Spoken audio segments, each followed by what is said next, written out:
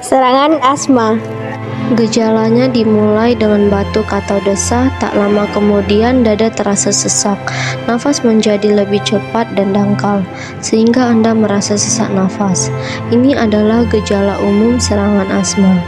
Di seluruh dunia, lebih dari 300 juta orang menderita asma, dan sekitar 250.000 orang meninggal karenanya setiap tahun.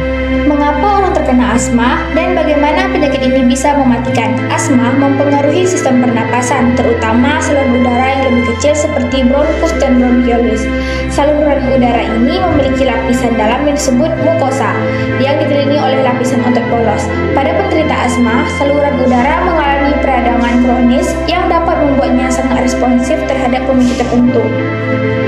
Beberapa pemicu asma meliputi asap tembakau, serbuk sari, debu, pewangian, olahraga, cuaca dingin, stres, dan bahkan flu biasa. Bila penderita asma terpapar pemicu ini, serangan asma atau observasi dapat terjadi. Namun, bagaimana faktor-faktor sehari-hari tersebut dapat menyebabkan serangan asma? Bila penderita asma terpapar pemicu, cincin otot polos yang melingkari saluran udara kecil di paru-paru akan berkontraksi dan menyempit. Pada saat yang sama, pemicu pemburuk peradangan menyebabkan lapisan mukosa lebih bengkak dan mengeluarkan lebih banyak lendir. Dalam kondisi normal, tubuh menggunakan lendir ini untuk mengangkat dan membersihkan partikel seperti serbuk sari atau debu. Namun, selama serangan asma, lendir ini menyumbat saluran udara yang menyempit sehingga pernafasan menjadi lebih sulit. Efek-efek ini menyebabkan gejala asma. Penyempitan otot polos menyebabkan dada terasa sesak. Lendir berlebih dan peradangan yang meningkat dapat menyebabkan batuk. Lalu, bagaimana dengan suara energi? Hal itu terjadi karena saat saluran udara menyempit, udara akan bersuara saat melewati ruang yang sempit. Gejala-gejala ini dapat membuat seseorang merasa seperti kehabisan udara. Namun, secara berlawanan dengan intuisi, selama serangan asma, peradangan dapat membuat nafas lebih sulit dikeluarkan daripada nafas dihirup. Seiring waktu, hal ini menyebabkan kelebihan udara di paru-paru. Fenomena yang dikenal dengan hiperinflasi, terperangkapnya udara di dalam paru-paru memaksa tubuh bekerja lebih keras untuk mengeluarkan dan memasukkan udara. Seiring waktu, hal ini dapat menyebabkan berkurangnya pengiriman oksigen ke organ dan jaringan tubuh.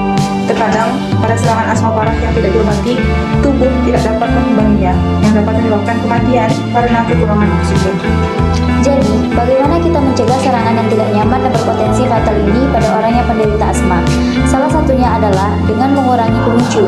Sayangnya, dunia ini tempat yang tidak dapat diprediksi, dan paparan terhadap pemicu tidak selalu dapat dikontrol. Disinilah inhaler pengobatan utama untuk asma berperan. Obat-obatan ini membantu penderita asma mengendalikan dan mencegah gejala asma mereka. Inhaler menyalurkan obat di sepanjang saluran napas yang terkena, menggunakan cairan kabut atau bubuk halus untuk mengobati masalah di sumbernya. Inhaler tersedia dalam dua bentuk, ada obat pereda yang mengobati gejala dengan segera dan mengandung beta agonis. Beta agonis merelaksasikan otot yang menyempit sehingga saluran napas melebar sehingga lebih banyak udara dapat mengalir masuk dan keluar dari paru-paru. Bentuk inhaler lainnya berfungsi sebagai obat pencegahan yang mengobati gejala asma dalam jangka panjang dan mengandung kortikosteroid. Kortikosteroid mengurangi sensitivitas dan peradangan saluran nafas sehingga asma dapat dikendalikan. Kortikosteroid juga penting dalam mencegah kerusakan jangka panjang akibat peradangan kronis yang dapat menyebabkan jaringan parut pada saluran nafas. Inhaler dikenal sangat efektif dan telah membantu banyak orang menjalani hidup yang lebih baik.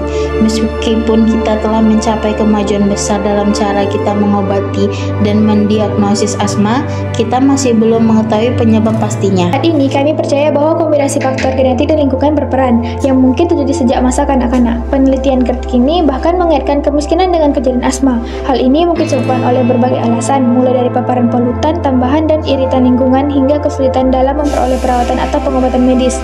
Seiring dengan meningkatnya pemahaman kita tentang asma, kita dapat terus menemukan cara yang lebih baik untuk menjaga saluran pernapasan orang